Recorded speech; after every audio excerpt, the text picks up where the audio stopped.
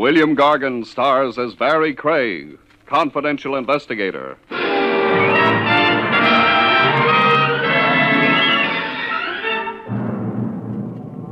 There's a place somewhere, folks, away from the hurly-burly, where everything is slow and easy, and you can sleep around the clock without being heckled. I could be referring to a cemetery.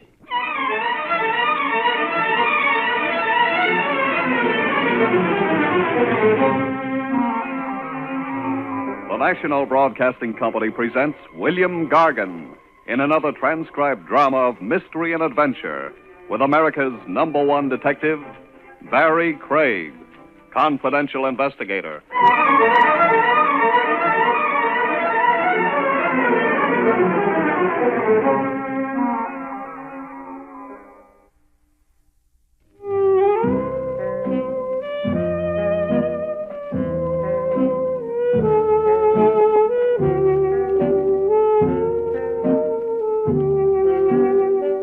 Barrie Craig speaking. On call like I am as a confidential investigator, the open door, come one, come all, you don't always get cases that run according to Hoyle. Every once in a while, you catch yourself a Lulu, a case that puts a strain on your imagination. A case, say, in the category of spookaroo.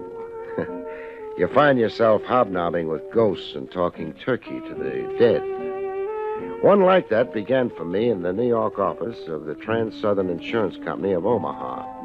I'd been urgently requested to come calling, please, by a claims agent named Brennahan, Roy C. Brennahan. I'll explain the assignment we have for you, Craig. Before you do, answer me this.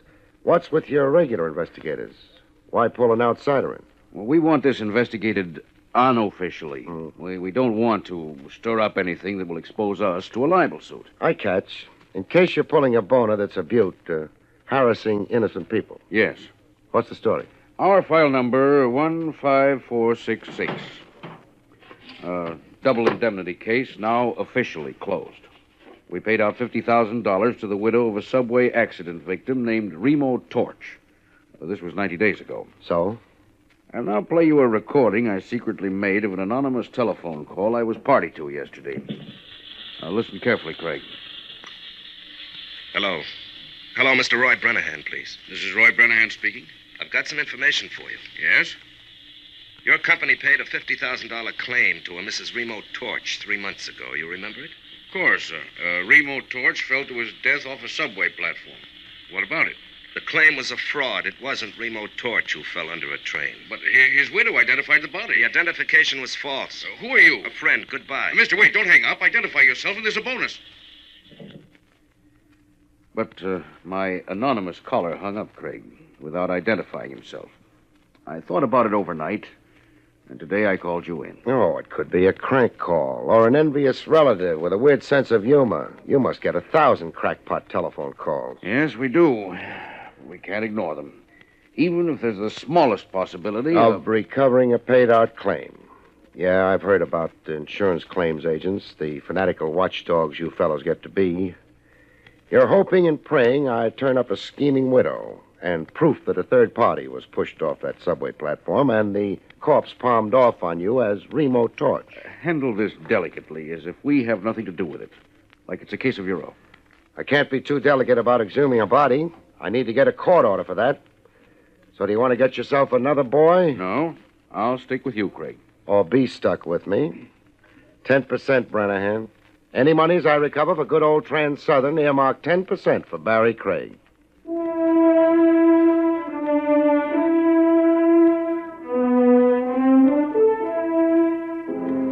While waiting for red tape to unravel on the court order for exhumation of a corpse, I went to see the scheming widow. 169 Seneca Street was her last known address. The street where the drunks outnumbered everybody else. I ran into a very curious development at 169 Seneca. No Widow Torch. A janitor who looked like his mind wandered explained the widow's absence. Widow Torch is dead.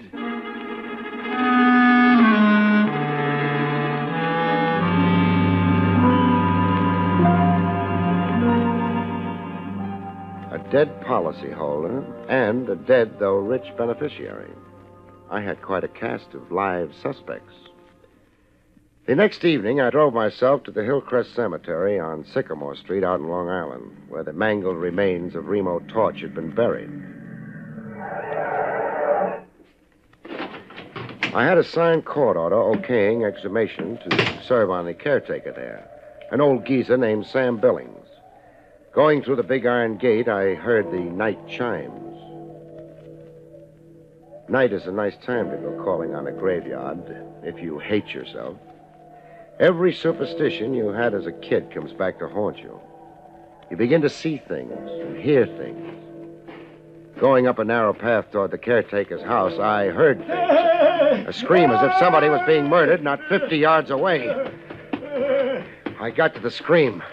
It was the old caretaker Billings on the ground near an open grave in a dead faint.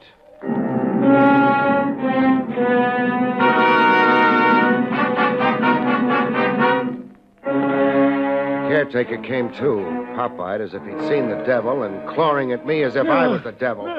Quit it, Billings. No, go away. Keep choking me and I'll have to flatten you. I'm Barrie Craig, a confidential investigator, now concentrating on insurance. Now, if you can collect your wits, old man. You're an investigator? Who'd you think I was? Him. Him? Who? The reason dead. Makes sense, old man. I was making my rounds like every night when I heard a noise. A noise I'll never forget if I live to be 100. The odds are away against you, the hypertension you've got. I turned to look, bringing my light close, and it was the lid of a coffin coming off, as if by itself. Neatest trick of the century. And then what happened? I lived to be 100. We've already been through that. Then the dead man got up and stood there, alive as you're standing here, all green under the moon. How does the rest of the hallucination go? I watched him go off, not making a sound, and walking in a funny little hop. And then... You screamed and fainted dead away. The next thing you knew, you had your fingernails in my neck. Now get your bearings and throw a light on that coffin. I want to have a look. See, the casket is empty. Empty it is. So a stiff came to, forced the lid open, turned green under the moon, and then went on the town. It's something to believe, but I saw it with my own eyes. With that 20/20 vision you don't have, did you also see who dug him up? Dug him up? That's what I asked, if you'll really open your eyes. 6 feet of dirt piled in 2 neat hills on both sides of the grave. See it? Yes. To get out from under, your stiff needed a muscular accomplice on the outside. Who was supposed to be buried in that grave? I can't make out the name on the tombstone. Torch. Remo Torch.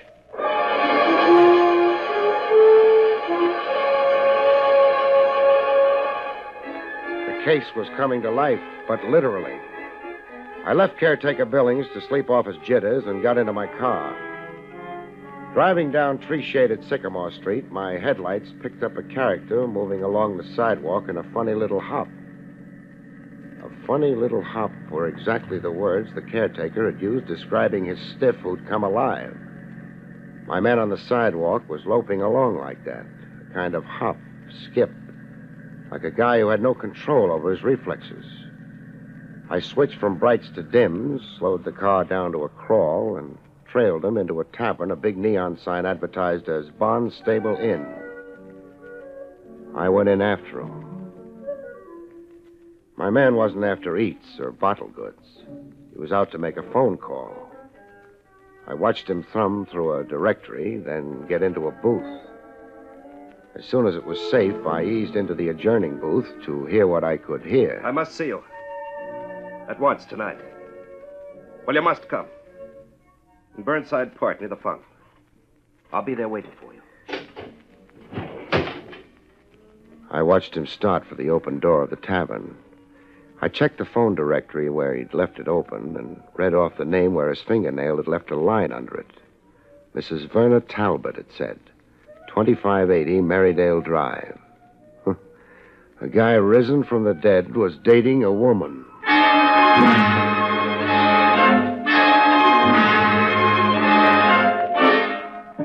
I was right there in Burnside Park in a grandstand seat behind a row of bushes when they met. My man was hanging off to his side as if he wasn't really meeting the woman, but ambushing her. I could hear her high heels clicking toward him. Hello, Mary. What? Mary?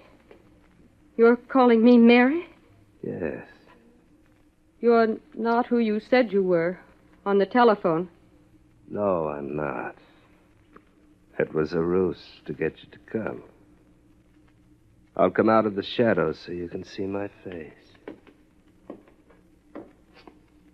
Well, Your face is chalk. it's a dead face. And your eyes. They're dead eyes, Mary. I've been dead, but I've come back. I've come back to claim you, Mary. Mary, my wife. Oh, you're insane. I'm not your Mary or your wife. I don't even know you. Let me go. Help! He wasn't just claiming her, he was strangling her. I got busy. Let go of her, mister. Suppose we postpone introductions for later.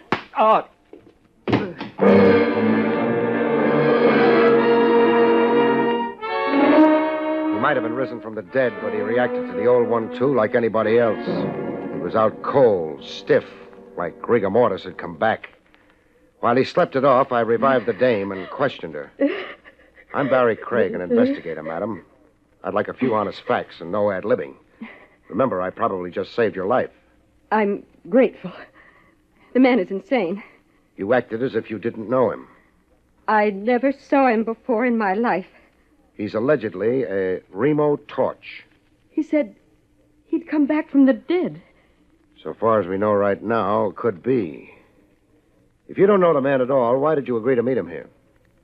He telephoned me and said he was Tom Avery. I've known a Tom Avery. Your name is Mrs. Verna Talbot? Why, yes. How did you know? Never mind how. You live with your husband? Yes, I do. But he mustn't know I came here to meet Tom Avery. Jealous? Yes. We get along badly, my husband and I. We're together, but we live separate lives. Oh, May I please go now? sure. I don't see why not.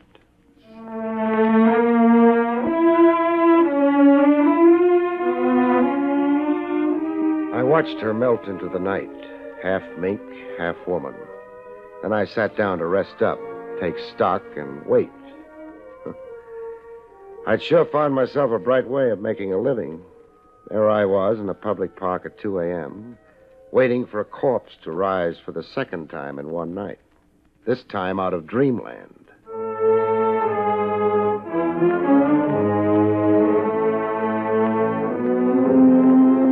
Remo Torch, or whoever he really was, slowly came out of the dreamland I'd rocked him into. He got up on his feet, rubbing his jaw where I'd clipped him. With a wild gleam in his eye and his teeth showing, as if he were getting set to jump me, I threw a gun on him fast.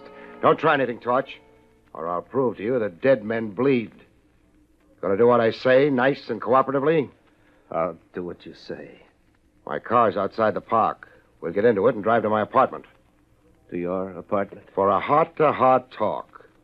Shake your head and I turn you over to the cops. It's all the choice you've got right now, me or the cops. I'll go with you.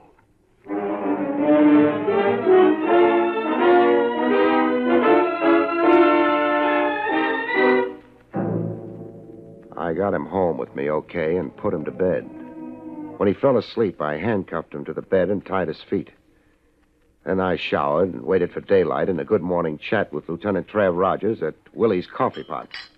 I don't get half of what you told me, Craig. Half's enough to hold you for now. Feed ghost stories to little boys a spoonful at a time, an old teacher of mine used to say. Just you run down a few items I asked, huh, pal? You want me to find out when Mary Torch died? And who signed the death certificate, and where was she buried? Phone me the minute you know. Craig. Yeah? Being your blind helper, just how did I get so degraded? The coffee's my treat. Have yourself a second cup, chum.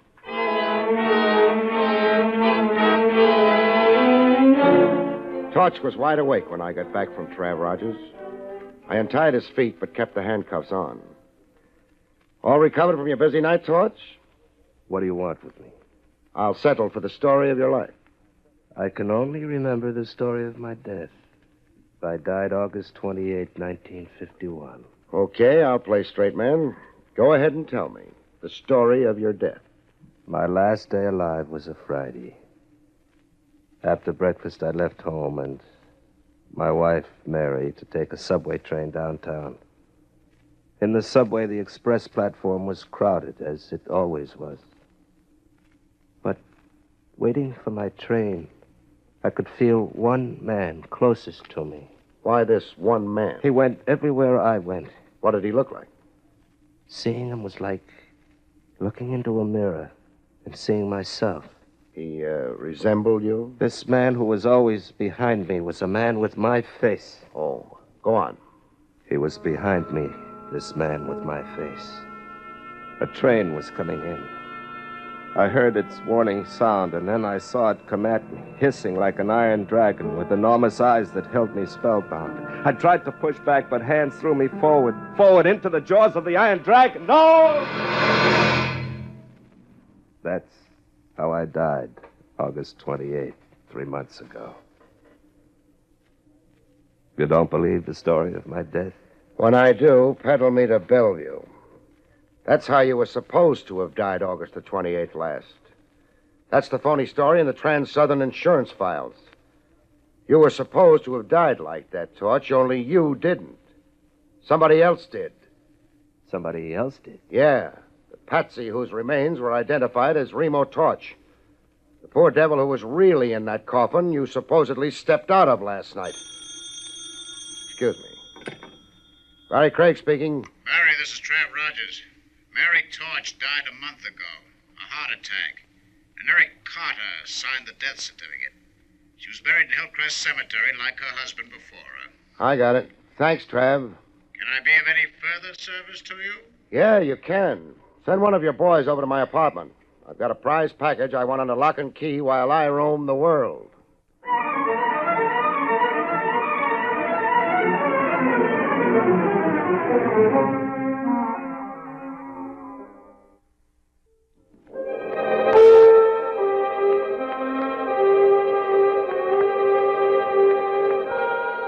I had the graveyard habit. There I was again at Hillcrest Cemetery, waving another court order at old caretaker Billings. This time with the name Mary Torch spelled out on it. Old Billings read the court order, sneaking a little foolish grin at me as he read. Here's to be an order, Mr. Craig. Can you round up a couple of diggers right away? They can build Trans-Southern for the labor. It's easy to do. For a guy hoodooed by the risen dead last night, you're looking mighty cheerful today. I'll bet a tombstone you solved the mystery of the empty coffin for yourself. You're a discerning man, Mr. Craig. You found a body somewhere. The body the real Remo Torch sneaked out of that coffin before he got into it. In time for you to come along and get an eyeful. I'm right, huh? You're right. And I'm a foolish old man. Where'd you find the body that was buried as Remo Torch? Not 20 feet from where we're standing. Show me.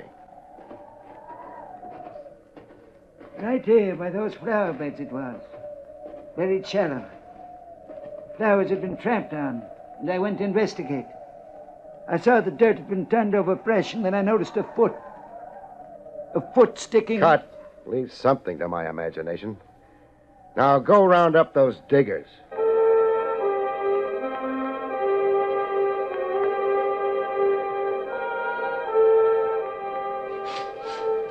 The slab of marble read Mary Torch.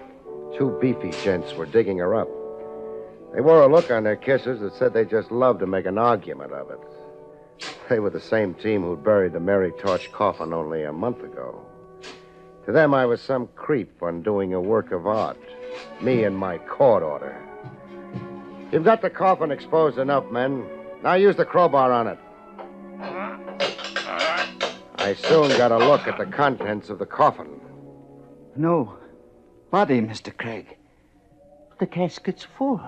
Full is the word, Billings. Full of rocks.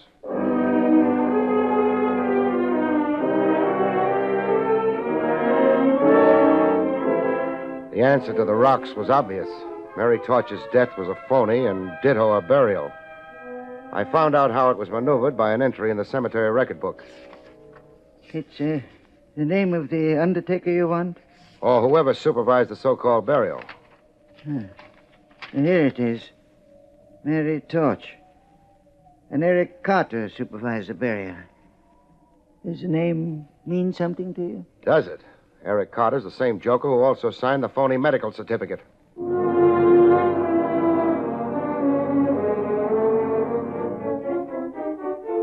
The great insurance swindle and how it was accomplished began to stitch into one piece.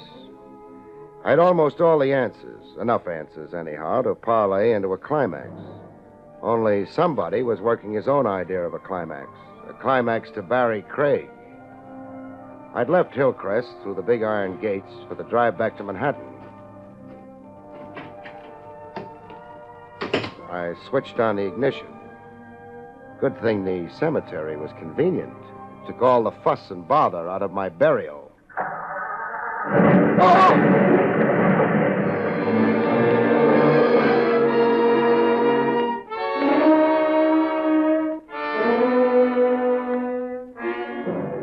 Risen dead. I was getting a whack at the trick myself.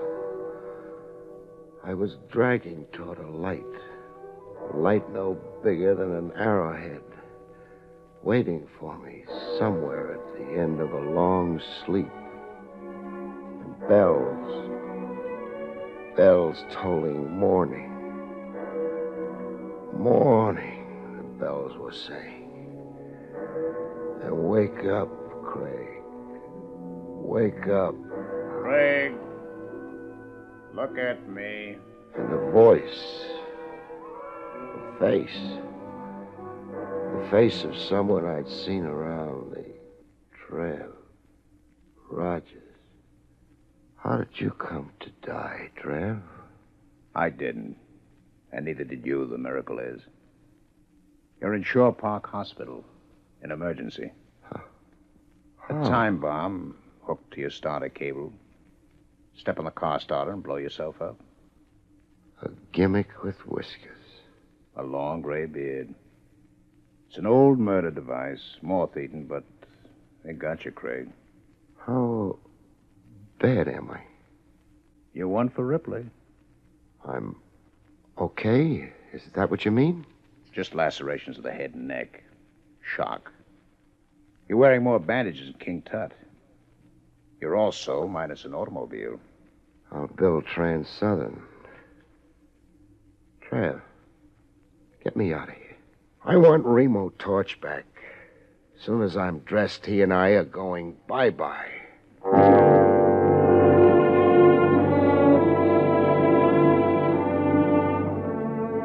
I taxied Remo Torch across town to an address in my little black book, 2580 Merridale Drive.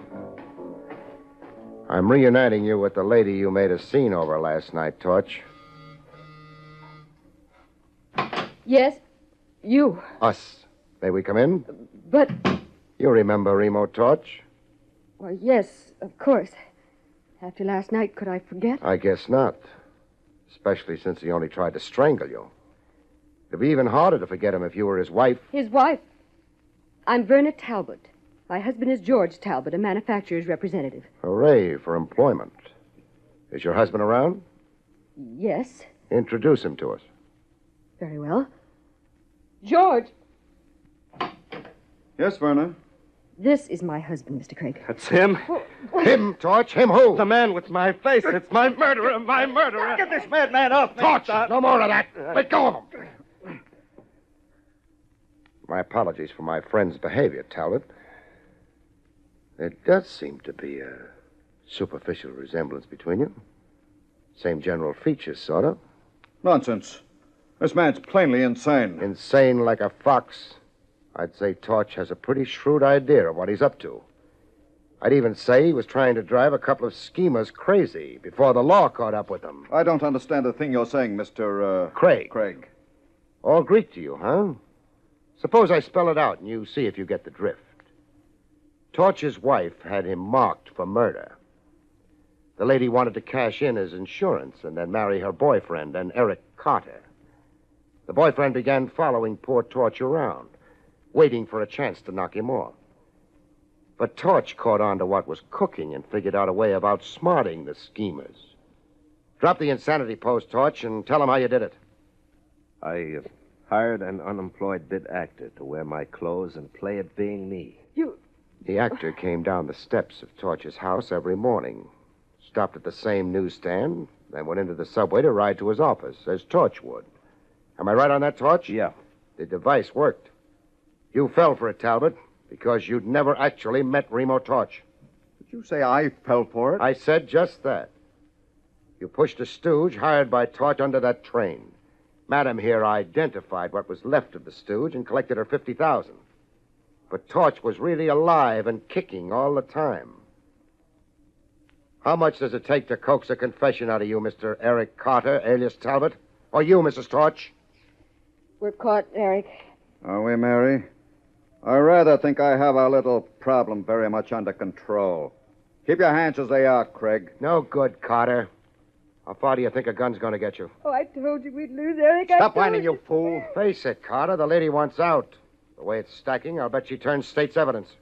Now, drop that gun. Get back, Craig. I said drop it. You crazy fool. Let go, Mike. Oh.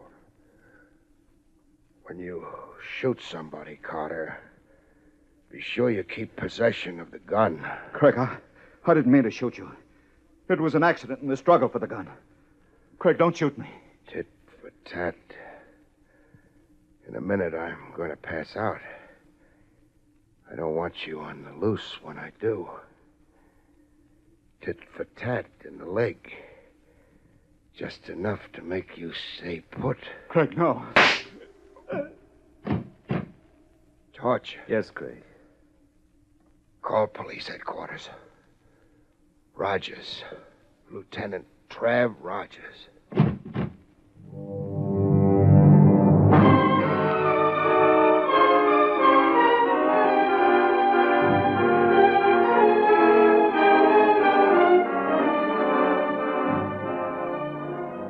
Wake up from a long sleep, and there's the same face in front of you, like a pin-up on a wall.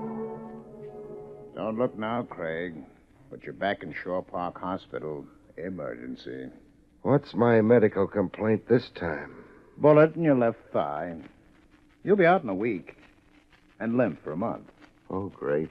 Well, now that you're conscious, you want to talk. Eric Carter masterminded the phony death and burial of Mary Torch. And also planted the time bomb. 1 minute, Craig. Yeah? You're forgetting you played the case very close to the vest. That you so far only told me about half of it. Oh. That makes the conclusions I'm giving you a little puzzling. A little incomprehensible. How long did you say I lay over here? A week. Pull up a bed, Trav. Pull up a bed? I got a long story to tell you. As the conscientious officer of the law, I know you want to hear it. Weak as I feel, and long as the story is, I figure it will take about a week to tell. Good night, folks. See you next week.